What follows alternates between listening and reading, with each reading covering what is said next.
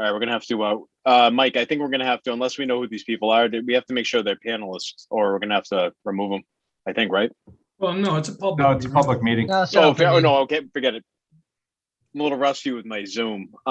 So I'm trying to think. So just a roll call here. I'm here. Kerry, question mark.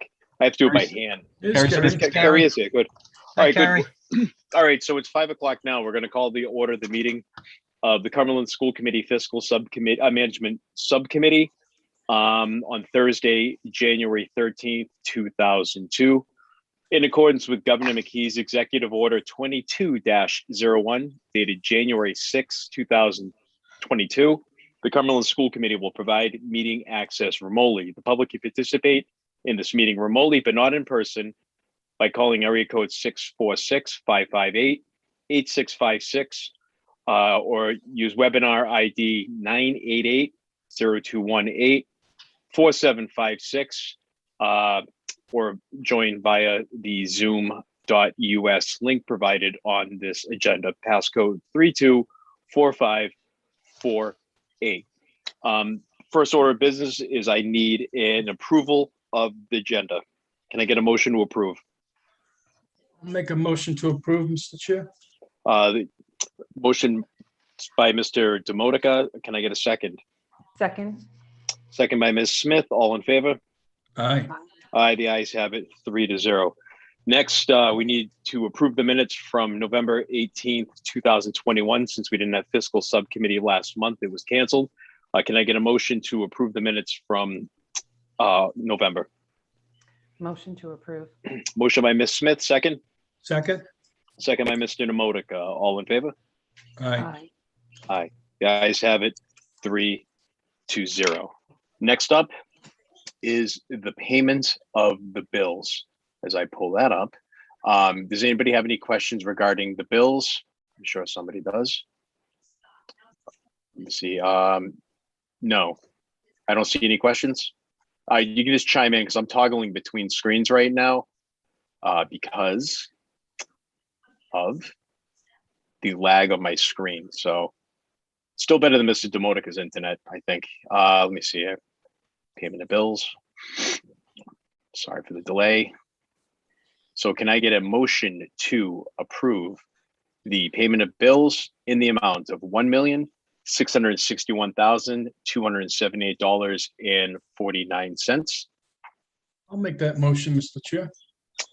Can I get a second? I'll second. Second by Ms. Smith. All in favor? Aye. Ayes have it, 3-0. Next up is the Business Office Monthly Report. Mr. Prignano. Hi, good evening, guys. This is the December report we're reporting on tonight. So 6 months into the school year, but not quite 6 months into the school year as far as the budget, because of the way, we really don't start really spending money till teachers come back. Oh, okay. I had a message that we were being recorded there, so. Yeah, I got it. as well. Anyhow, the report this month is, if you go to the last page, I'll point out a couple of things that the very, very last page where you see at the top, November and December. And let me know when people are at that point. I'm good. You all set, I'm Kerry? sorry. Mr. Prignano, what page you referring The very to? last page of the report, I just added a sheet that says November and December at the top. It actually abbreviates November and December. It's just a little worksheet I did. All right, let me I can't find it. It says expenditures on the side of it on page 8, Dennis, if that helps. Yeah, I'll find it. Just keep going. Thank you. Boy. I can't find it in the drive. Is there let me go back one more time. Well, it should be in the drive, but I also emailed you each of you guys the report too. Right. It's Just so budget always have backup. projections. Right.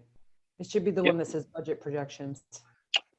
Okay, yeah, I have it. I apologize. Like I said, we're there's budget projections. The AP report, correct? Is it AP report? Oh, that's payment of bills. That's payment of bills. All right. I apologize. I am a little rusty with the Zoom, man. I like the normal way. Okay, I have it up. And you said the last page? Yep. Okay. Where it says November and December at the top. Fair enough. I found it. Thank you. And then so what I did is I listed the expenditures, all the expenditures that appear on the report, or at least all the major expenditures. So you see the first group is schools and then departments and then some of the bigger items down below like transportation, et cetera. And gave you what the balance was in November and what it was in December. And if you really, if you go down to the bottom of the expenditures, November, we were $1.1 million over in expenditures. And I'm now showing us 489. Do you see that number kind of 2/3 down the page? And what I did was on the November report, when we brought if you recall, we brought the budget transfers forward and we moved $638,000 from last year's surplus into facilities to pay for some projects that were underway in June, but not yet paid for. The abatement of floors at the high school indoor security project, et cetera. If you look at facilities, last month, a little bit up, it was $1.4 million over projected. I brought that number down to 801. And what I had done on the report, now if we go back to, you'll see it a little bit easier. If you go back to page 5 of the report under facilities, there's a line item for capital reserve FY21 projects for $638,000. I was showing that money as all spent. Now I'm showing it as none of it's being spent because right below with the $200,000 capital line item, the $1,573,000 for expenditures, I've been running those expenditures through there. So I was like double counting those expenditures in the month of November, saying that the whole 638 would be spent, yet I'm already charging them down below. I can't charge them to both line items. So that freed up, at least on this report, the 638. And that's why the swing from $1.4 million to 800 change. Does everyone understand what happened there? Okay. Then on the revenues down below, the first revenue, because now of that swing of 600,000, that 400,000 from the town, that's the hedge. If we were to run a deficit, I've now showed that on this report is at least through December that we would get none of that. So it went from being 70,000 short. We were going to get, we were going to get 323 of it last month. Now I'm showing none of it coming in. And we end up with a net $149,000 surplus. So you see the revenues at the bottom, they changed by 468. The expenditures changed by 618. And that net difference is the 149,000 that I'm showing through December as a positive balance.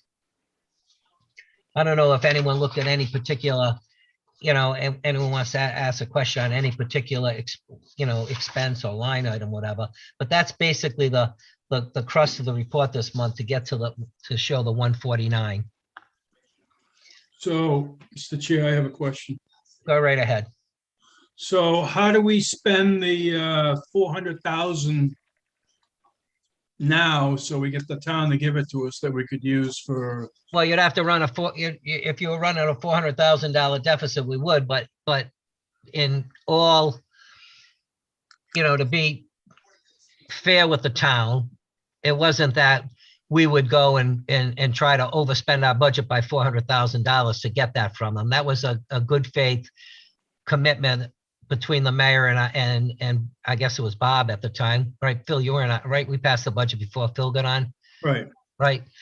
Between the mayor and Bob and myself, that if the school department needed that money, they would help us out. So it's not that, well, I mean, everything's good faith. Everything's a good faith effort, just like the solar money that we're not seeing a nickel of. And well, we're seeing credits on our bill, but the usage is much higher than it was in the past. I understand, but we're not seeing the kickback either that was promised to us by the company that did it.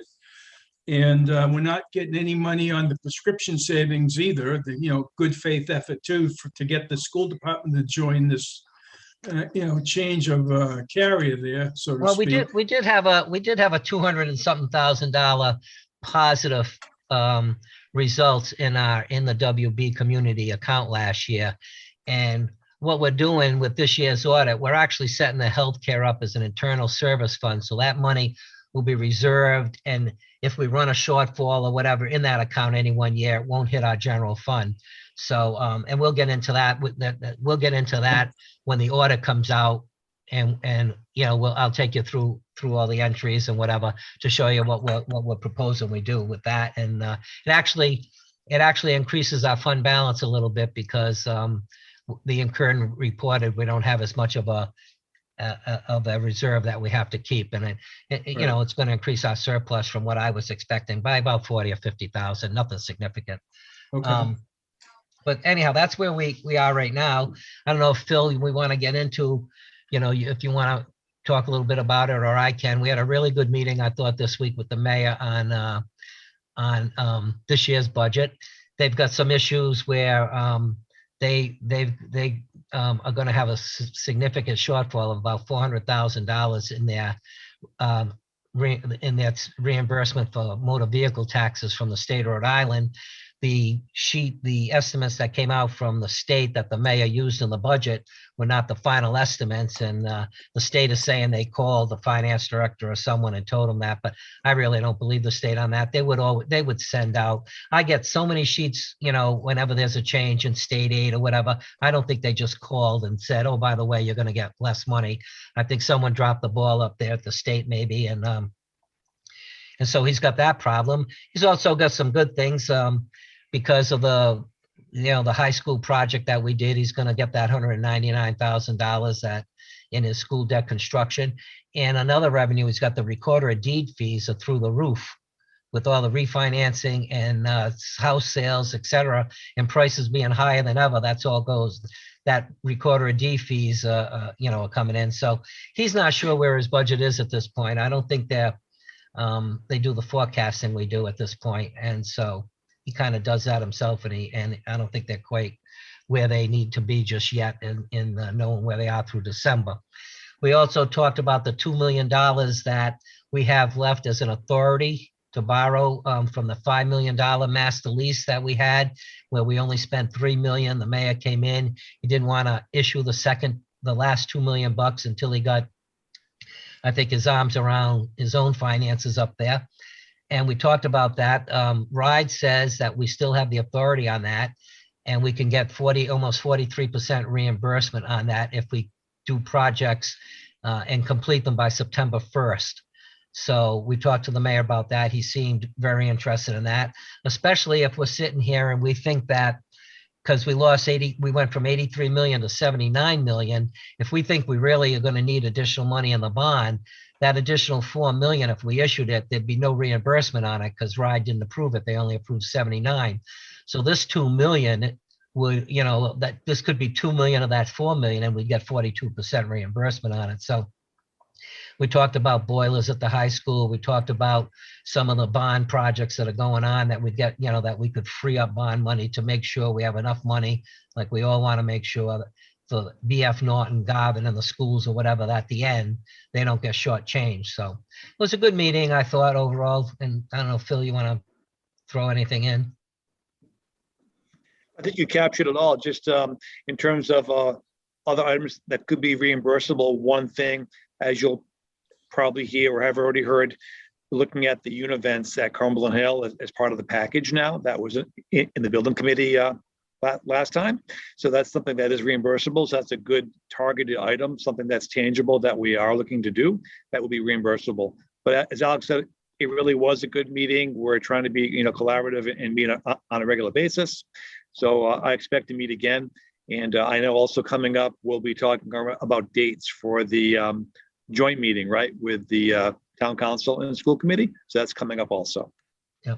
Well, one last thing, the mayor, before we pick what projects and stuff we would look to do, he'd like to get the audit this year complete. So we're in pretty good shape on the school side. I think the auditors aren't waiting for anything from us, but they've asked for an extension into February while the town finishes up some of the schedules and stuff they need to finish for the audit. So he'd like to get those numbers and just, he pays, he always teases me, he and I are the only two that, that pay attention to this stuff. I know it's not true, but we want to make sure, he wants to make sure that, he balanced last year's budget. He knows where he's going for 22 and 23.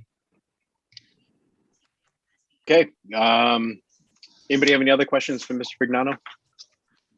Yeah, I just got one. Alex, how are things working with the pool company vendor that we have?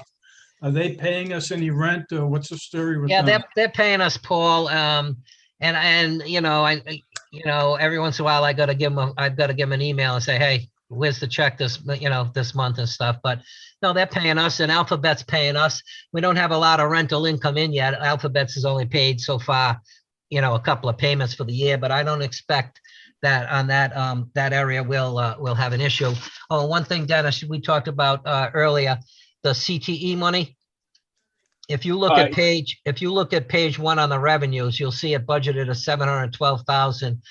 Through December, we'd collected 276, but now into January, we've collected over 350,000. There were 2 or 3, Pawtucket, North Smithfield, and Providence have now also paid. So the first half of the year for all the CTE kids, we've been reimbursed, and we'll be sending out bills now for the second half. So the fact that it was a little bit more than 356, we're going to actually, I think, run about $20,000 or so ahead there. So.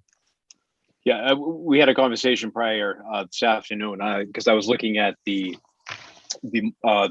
monthly office report, budget report, and so you see the line items, and I happened to ask him. And actually, since you just raised it, I do have a couple of questions, Dr. Thorne. I missed it but since it's in what we're talking about, can you give any insight? I noticed when I was going through the budget report that we're sending kids down to Charahoe.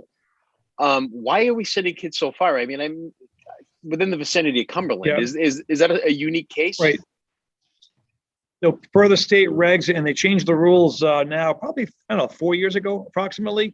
Essentially, students can go to different districts if we don't have that program in place in Cumberland. We have five programs that are kind of our go-to programs. So I can get you a printout tomorrow of what the program is that is in Charahoe. I don't have it at my fingertips. Essentially, that's the situation. I would also add, in schools like Davies, which is a state school, they can have the same program that we have, and we still must pay and send at the state carve out for Davies. So it is challenging, the whole idea of tuitioning kids around the state. The idea back there was to give kids more experiences, and that's a good thing. I think the challenge over the last couple of years has been kind of like a Lord of the Flies type situation, where schools were advertising to get kids to go to their district from other districts. And what you have in Rhode Island now, you have some districts that are winners and some that are losers. Quite honestly, Cumberland's a winner, as Cumberland's pulling from the north and the south with our programs. If we had more space, we could get more kids. Conversely, other districts can spend large amounts of money sending kids out. Now, the law did just get amended last year, and I was part of that conversation, where if a program is substantially similar from District A to District B, you wouldn't send the student there. But Rhode has to really decide what is substantially similar. Obviously, if it's like, auto shop to auto shop, you would think that's similar, right? But that's still a bone of contention in Rhode Island. What is substantially similar? But yeah, if you want, I can give you a number count of students, like Charahoe 2, Pontiac 1, and what is the program that they are going to. But short answer, in the old days, say 15 years ago, the state had catchment areas where it wasn't like a protractor, you draw a circle in Rhode Island and it's like a logical circle on the map. It was just zones carved out in the State House where maybe Cumberland can go to Johnston, but not to Pawtucket. I'm just making that up. But now those are gone. It's anywhere in Rhode Island that has a program where a student wants to attend. That's something the home district does not have. I just want to make sure that what they're doing, because since we have such a robust CTE program, I want to make sure if we're sending kids down to Charahoe, it is actually unique. There was one other, you mentioned Davies. There was a student in the budget report. There was one payment out, I think it was in North Smithfield, for a vocational program. And I'd also be interested to see what program is offered at North Smithfield that isn't offered at Davies, and why. Yep. That'll all be part of that, whatever you send. And the only other, we're not providing transportation to these kids though. No, we may do busing depending on where it is. We may also own the bus. To Charahoe. We may, I don't know that, I have to look at that one, Okay. but we may. Yes, Okay. we do. If it's in the zone, the right transportation zone, you do own the bus as well. To your last question, and I can check this, but if the student, had a program, to call it Program A, at both Davies and Smithfield, you said, they could pick where they want to go. Okay, fair enough. They could, but tomorrow, actually, Alex, in your office, I think Miss Rue has the printout of the student count and the program in the town. So we can get that tomorrow for you. Mr. Chair. Go ahead, Mr. Modica.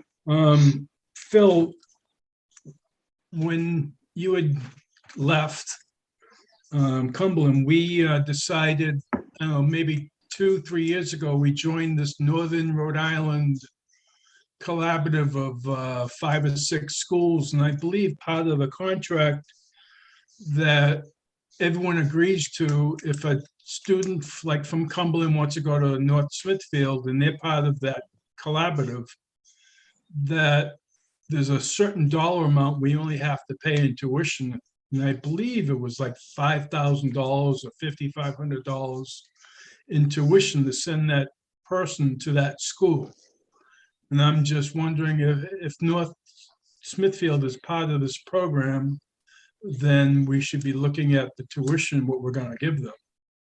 Yeah, we can check that. I know they are part of the consortium. You are right. I can check that number with Alex and see what we're paying on that number. Yeah, I believe it's 5,000 was the max of It's $5,500. $5,000. You're right, Paul. 5,000. So it's something that we need to keep an eye on so that we don't, get billed over and above $5,000. Yeah, and that's what we paid. We paid $2,500 this month, which was half the year, It's half the everyone year. kind of bills for, because you don't know if the student's going to stay the whole time. Right. So we bill everyone for half a year, and we usually pay a half a year no matter what they bill us. So we paid $2,500, so it'll be $5,000 for the year. And my other question for Phil or Alex that we can do, when we get those numbers for the kids that are either going out of district for these CTE programs, can we get the amount of tuition we're paying them as well to see if we're actually making money on our CTE, if we, what we get? And what I we would say cut to out? answer the quick question, our inputs are way greater than our outputs. Okay. Some districts are upside down. We're not upside down on this. We're actually to the good, but we'll get you the delta tomorrow, right? Okay. Subtract out the deficit, but I think we are to the good, but All we'll right. get that for you. Thank you. I'm all set, Mr. Chair. Okay, if there's no other questions, we have a kind of lengthy agenda here. So thank you very much, Mr. Prignano. I'd like to move on to the Sodexo Food Services Report. Is Ms. Spillane here? Is Shauna on here? Yes, I am. I apologize that I didn't announce myself earlier. I was actually on mute, but I'm here. 2069 is my phone number. All right, go ahead. So I'm actually, I don't have a computer at my disposal right now, but I did want to report that, obviously we're halfway through the year we're just astronomical with our return right now. As I've reported, we're close to 300,000 profit. And that is, I'm sorry, did you say 300 or 200, Shauna? 300,000 profit, which is astronomical. I mean, we can certainly attribute that to the higher reimbursement rate, all the meals being free, and of course our low labor low labor expenses with all of the short staffedness has been obviously troubleshooting throughout the entire year. So I've done, a few different things. We put together another capital project with some tables. I know that's on the resolutions tonight. We've also evaluated most of our equipment and purchased a few high-ticket items, including our walk-in.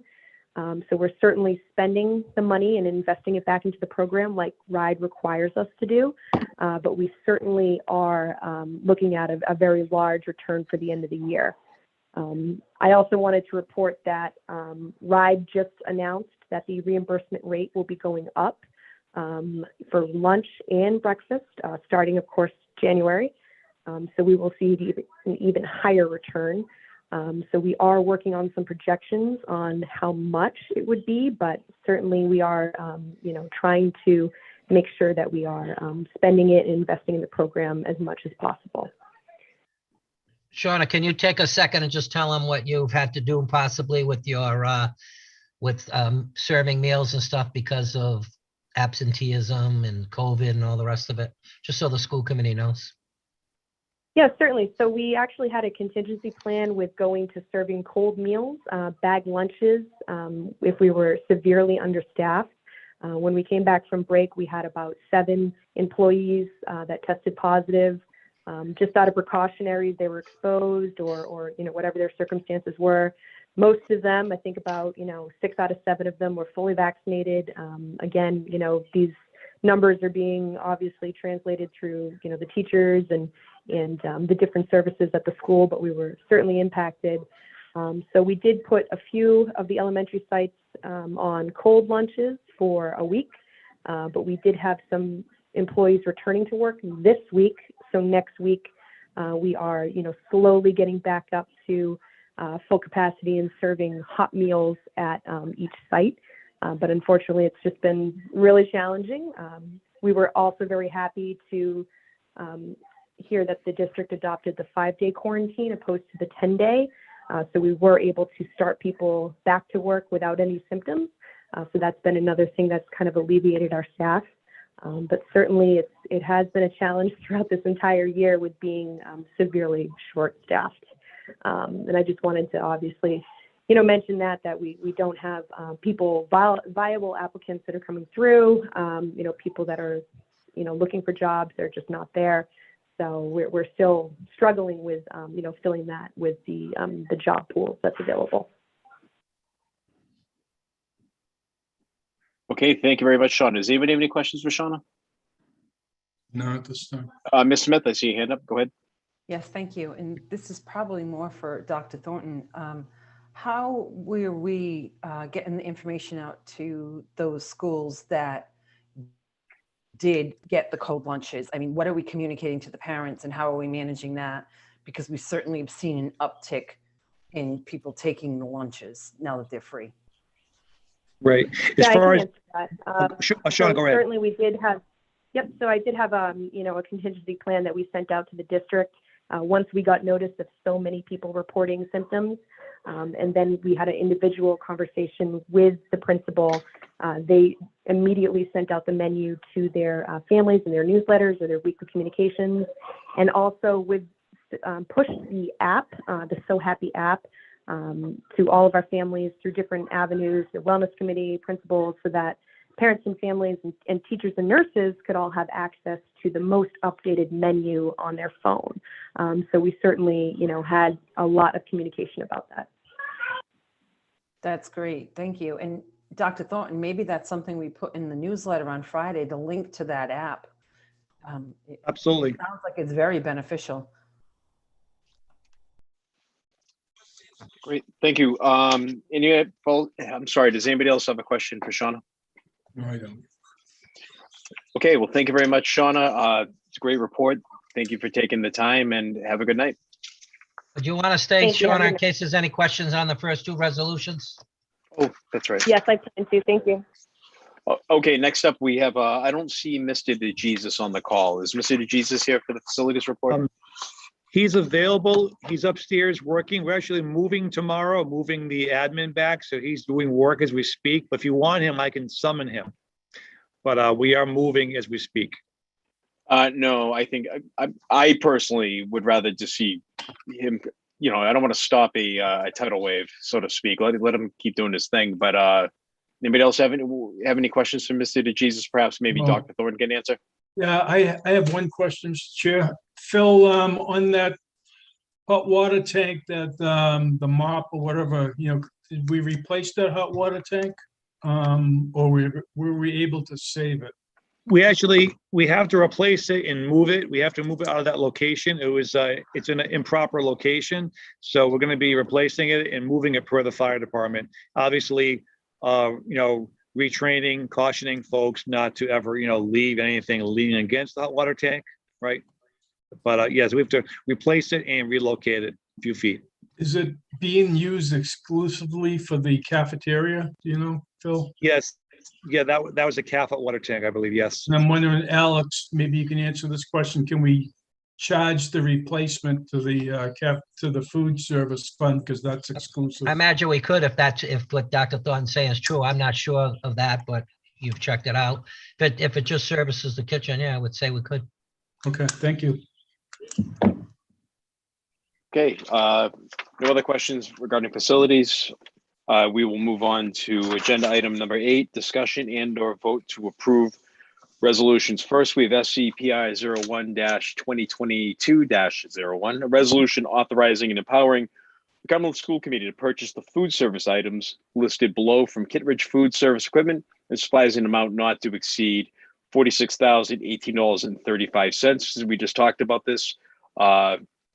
An oven and a freezer at Cumberland Hill, refrigerator, and some other things at CHS. Mr. Prignano.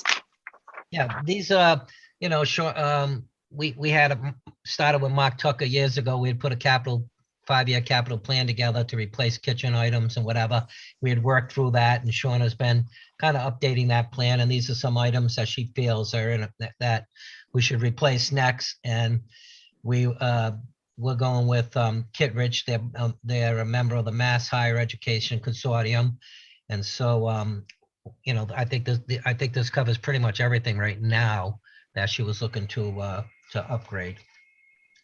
I don't know if you have a particular question on what any of these things are used for. I don't know what a tilting skillet braising pan is, so if I have any questions on what they are, some of them I know. Shauna can fill it in. Even if I knew what it was, I wouldn't be able to use it anyway. Anybody have any questions regarding the resolution number 1? No. Ms. Smith? Yes, thank you, Mr. Chair. I would like to understand what a tilting skillet braising pan is because I thought you were going to tell us what it was. No, I've never heard of a tilting skillet braising pan, but mine certainly doesn't sell for 20,000. So I had that question, but along with that, I just want to confirm because this question is about across all of the resolutions. These were presented to us in December, and we know that meeting was canceled and everything, but we've renumbered them now to be under the new year. Do we have to change the fiscal note page to represent the new year as well? Do we have to change what? The fiscal note page, because the dates were like in December when they were first done.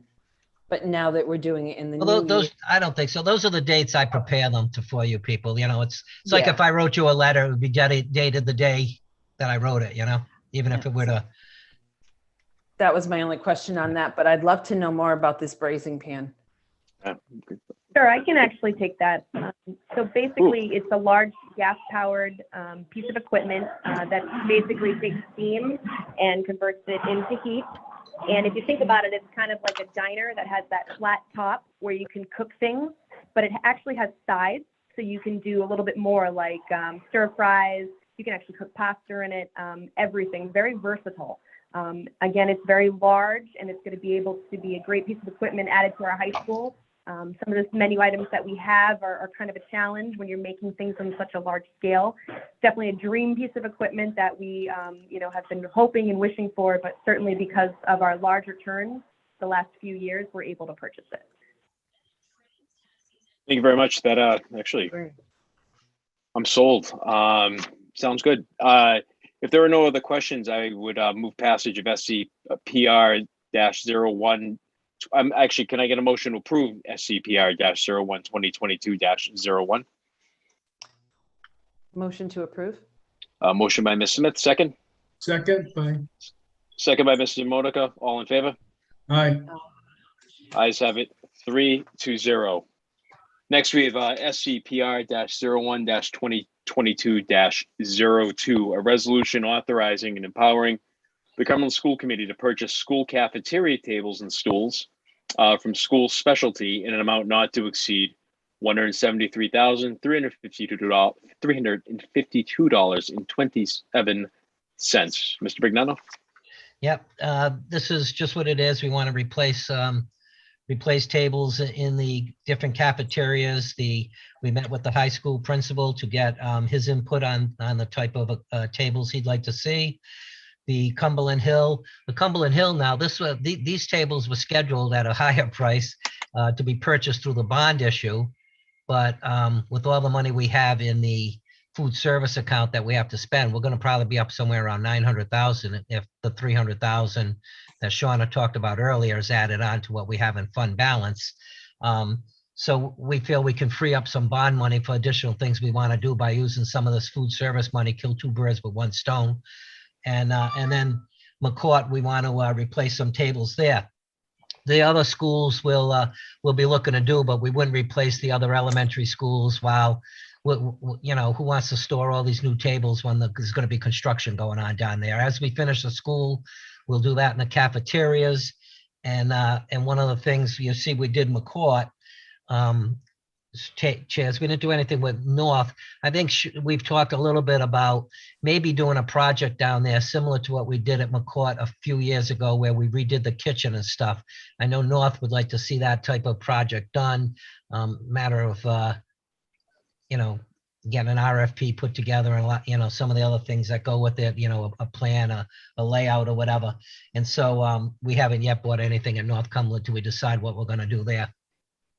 But we want to spend some of that $900,000, obviously, so that we don't have issues with the federal government food pricing. Fair enough. Anything you want to add, Shauna, to that?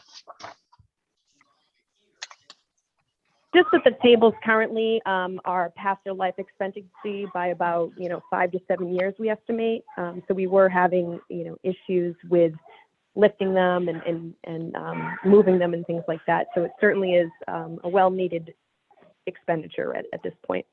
Yeah, I'll add the school specialty. The school specialty tables have a, I don't know how you can call a limited guarantee for life. That kind of like seems conflicting or whatever, but they have a really good guarantee and they have much better quality than other vendors were offering. Where the problem we have is the springs that when you fold these tables eventually get difficult. They don't I guess compress as well or whatever, and it's hard to do it. The school specialty tables are supposed to be much better at that and have a much longer life. The gentleman said a lifetime guarantee on that stuff. So it's a better product than we've had in the schools, and it should be easier for people because we've got oftentimes, one person, it might be a lunch lady that's, folding these tables to clean in there. It's not always the custodians in there. And so, it needs to be something that one person can handle alone, Does anybody else have any questions for Mr. Brignano? Seeing as there are none, I need a motion to pass SCPR-01-2022-02. I'll make that motion, Mr. Chair. Motion by Mr. Modica. Can I get a second? Second by Ms. Smith. All in favor? Aye. Ayes have it, 3-0. And that should be it for Ms. Spillane in the cafeteria in the kitchen capital improvements. Yes, thank you very much. Have a good night. Appreciate it. Thank you. No, thank you very much. Next, we have SC-PI-01-2022-03, a resolution empowering the Cumberland School Committee to approve a payment to H.V. Collins of Providence, Rhode Island for the November 2021 invoice, payment number 5 for the Cumberland High School swing space in an amount not to exceed $391,466. And that is coming out of the $79 million bond. Scheduled payment. Does anybody have any questions? And like I told you today, Dennis, that is listed as payment 5 because Collins started work in July on the swing space because of the need to have it ready. And so July, August, September, October, November becomes 5 for them. The next one you'll see it's the 4th payment because they didn't start at the elementary school where we were just located until the month of August. Fair enough. I knew Ms. Smith was going to ask about that, so I got to Mr. Brignano ahead of time. Are there any other questions? Right. Yeah. Are there any other questions? Seeing as there's none, can I get a motion to approve SC-PR-01-2022-03? Make that motion, Mr. Chair. Motion by Mr. Demotica, second by Ms. Smith. All in favor? Aye. Ayes have it, 3-0. Next is SC-PI-01-2022-04. A resolution empowering the Cumberland School Committee to approve payment to H.E.B. Collins of Providence, Rhode Island for the November 2021 invoice payment number 4 for the JJM Cumberland Hill Elementary School in an amount not to exceed $449,521. And that's obviously coming out of the bond. Anybody have any questions? Seeing as there are none, can I get a motion to approve the resolution? Motion to approve. Motion by Mr. Demotica, second by Ms. Smith. All in favor? Aye. Ayes have it, 3-0. Now, we get to SC-PI-01-2022-05. A resolution empowering the Cumberland School Committee to approve the attached change orders at the CHS Transitional Building Swing Space in an amount of $46,792.56. The H.V. Collins Company of Providence, Rhode Island. And we do have 1, 2, 3, 4 change orders. And I've already talked to Mr. Bignano, and I talked to Mr. Fiorello, who's on the building committee. There was no opposition to these change orders in the building committee. So anybody have any questions regarding the first resolution? And I would just point out, there's no fiscal note with these because we're asking for approval of the change order. We're not paying anything tonight. These change orders, as the work gets done, will become, maybe they'll be on payment 6 or payment 7, down the road when we pay Collins for a month's worth of work. There's no payment now. It's just the approval. And then when they do the work, you would see that on a bill down the road. Anybody else have any questions regarding this resolution? Seeing as there a motion approved by Mr. Demotica, can I get a second? Second. Second by Ms. Smith. All in favor? Aye. Aye. Ayes have it, 3-0. Next, we have SC-PI-01-2022-06, a resolution empowering the Cumberland School Committee to approve the attached change orders at JJM Cumberland Hill Elementary School in the amount of $2,023,195.55 to H.V. Collins Company of Providence, Rhode Island. Mr. Bignano. Yeah, because this, once again, approved by the building committee, and it's $2 million of change orders, which, opened people's eyes when you said $2 million of change orders on a $7 million or so contract. But much of these alternates were not in, much of these items we're doing weren't in the original contract because the original bids the original estimates we got were higher than what actually Collins bid. And we ended up, in a $10, $11 million budget, having only spending 7 change, and we had this money available. And as Dr. Thornton came in, it was the first school he was seeing. He had some ideas of things he wanted to change in the classrooms and stuff that weren't there. We actually, had the meeting with the building committee at the school, and we walked them through. And when they saw the things that we wanted to do, they agreed 100%. Matter of fact, they added things. And so we can take you through what any of these are. We have a little note on the letter attached, which tells you they're site related, building envelope related, et cetera, et cetera. And we, either Mike, myself, or Dr. Thornton can answer a question on any of them. Could you talk to the big ticket item coming out of this was the replacement of the univents, and there was a discussion, it's my understanding, in the building committee about cosmetic versus just overhauling the univent. Right. Would you speak to that, Dr. Thornton or Mr. Brignano? We felt that the money we put into univents last year with ESSA dollars and stuff, we got all our elementary univents working. We weren't going to, and we actually took money from the projects to do the high school univents, if you recall. That was like a $1,400,000 project at the high school to replace the univents at the trans and in the main building. We were willing to stay with these. These are the oldest of all the elementary schools. The other elementary schools we wouldn't even consider. These were really beat up, not in the best shape. And so you'll see there under univentilators, there was a proposal to just replace the shelving and paint them for just under $200,000 or to replace them. Now, these are the oldest, for $788,000. And the building committee wanted to replace them when they saw them and the rest of it. So we will probably. Also, I could add there, I could add Go too, ahead. Alex. I know when they questioned our facilities manager, Mrs. Jesus, he was there. He said of all the schools, his team had concerns about these unit ventilators, even I with the think they, repairs yeah, that were I think made. of the, They were really on borrowed time, he felt. right. Mr. Demotica. Just one question, and actually two. Do we know if Will DeJesus and our plumber electrician that we have on staff are able to go through some of these unit ventilators when they come out, maybe take motors and something else that we could possibly use down the road? Yes, they can. You Yes. know, okay, thank you. And They the other, cannibalize the ones we have, Paul. right, okay, and the other thing is, I mean, we said it earlier about, and I know the mayor said it, when we did the building committee about, getting to the end and making sure every school got something in this program. I mean, $2 million is a lot of money to pay on top of other change orders, and I hope they're aware of it if they come short. I mean, I know the mayor's not gonna reach into his pocket and say, here's another 2 more million to finish BF or Right. whatever it may be. I'm concerned I mean, about all here's these my- change orders. Right. Here's my quick thought there, and I'm talking to Holly Demers about this. Each school has a budget that's unique and specific, and she's very careful not to rob from Peter to pay Paul. This is all the money within the scope of Cumberland Hill.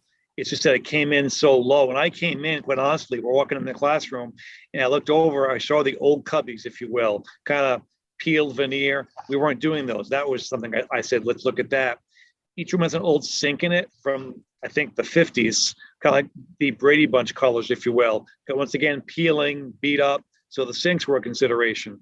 The shelving on the univents inside are metal and they're bent, chipped, dented. So that was something we looked at. It's kind of like just as you look in a room and think about, new construction or like a reno. If you walk into a room, it'd be kind of disappointing to walk in and see those things still there. I know putting on a roof, while it's exciting to maybe to me or to Mr. Pignano, not exciting probably to people when they come in the front of the building to see the opening, right? So those are the kinds of things. But to answer your question, Mr. Monica, yeah, I think we're really careful not to go outside the scope. And the biggest point in the building committee meeting was, even after all these things were done, if they're approved, there's still money left over in the budget at Cumberland Hill. We're not zeroed out. We still have, at the worst case, $500,000, best case around 800,000 in reserve still after all this.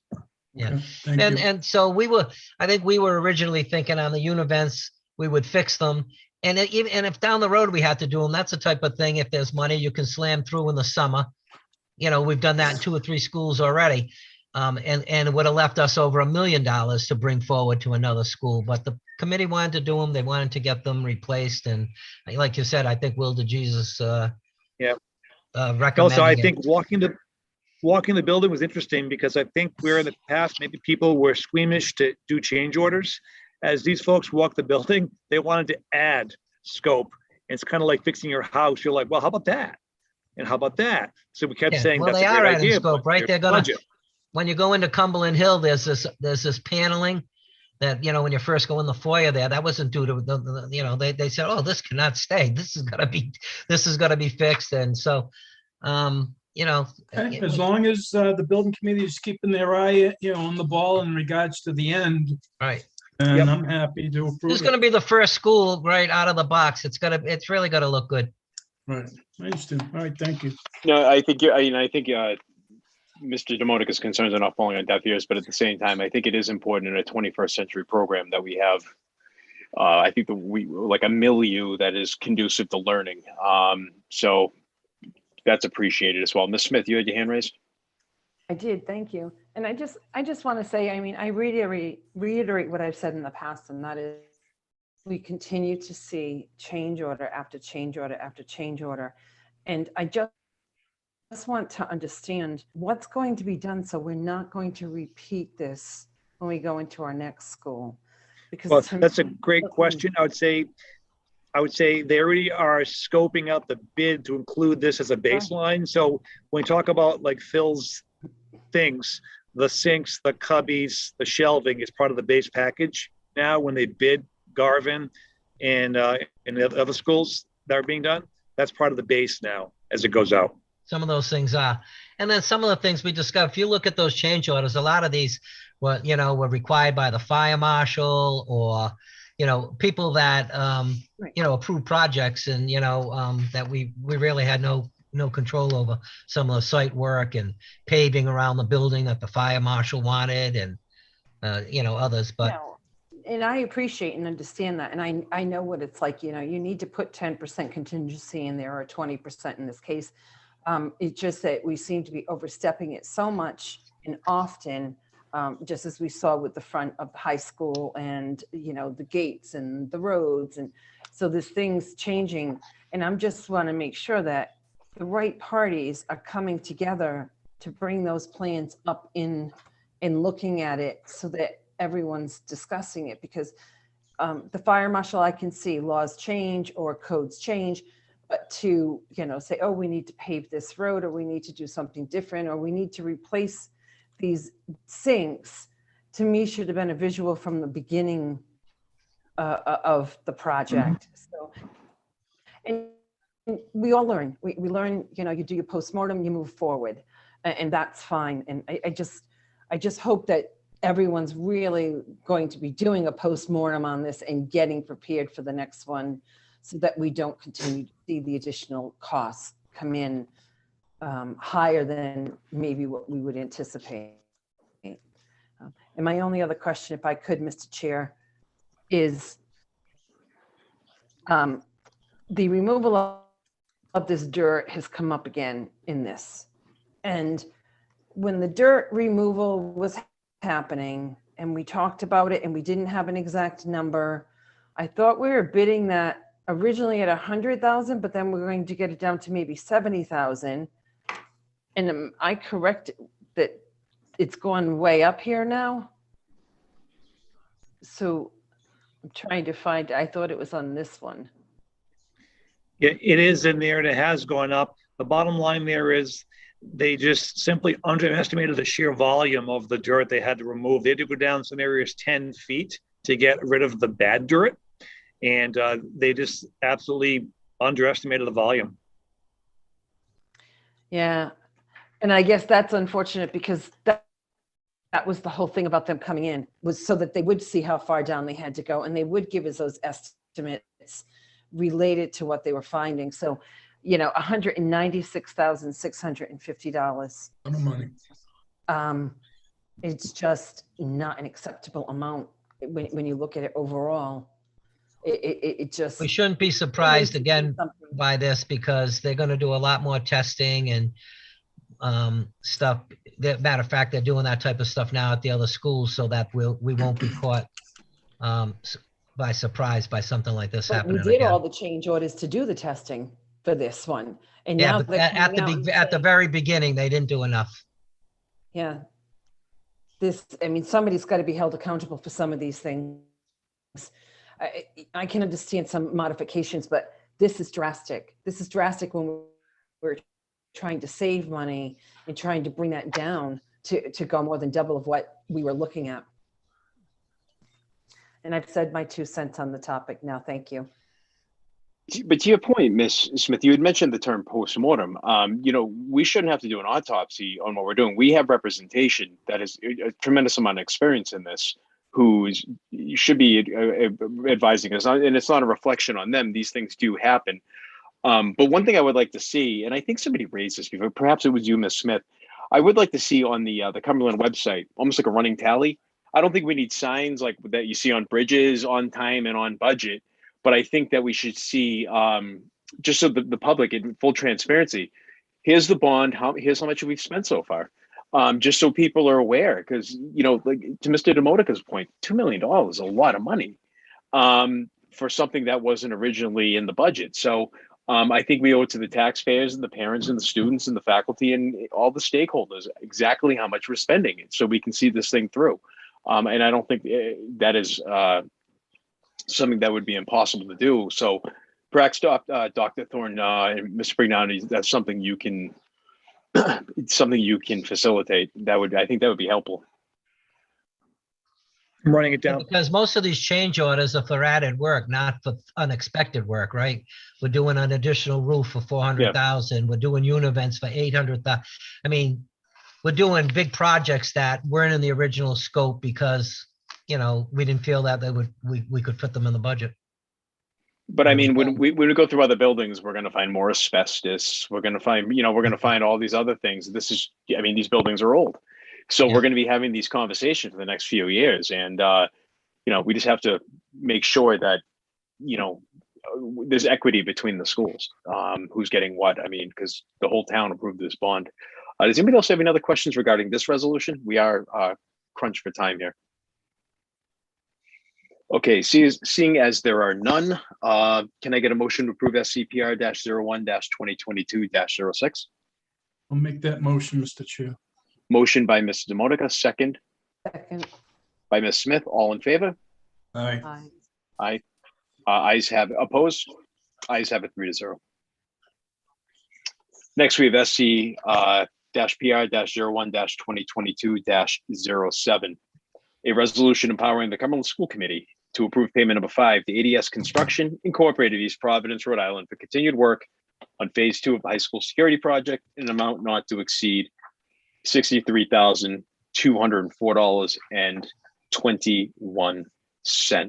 Anybody have any questions regarding this? That's basically for the air conditioning and stuff that we put in the guidance and special ed rooms and that new wing that we did. And so that's been completed, still leaves us with about $8,000 that we owe them. I don't think there's really, Mike and Dr. Thornton, I don't think there's really anything they really owe us on the inside portion of the project. So I think we were comfortable.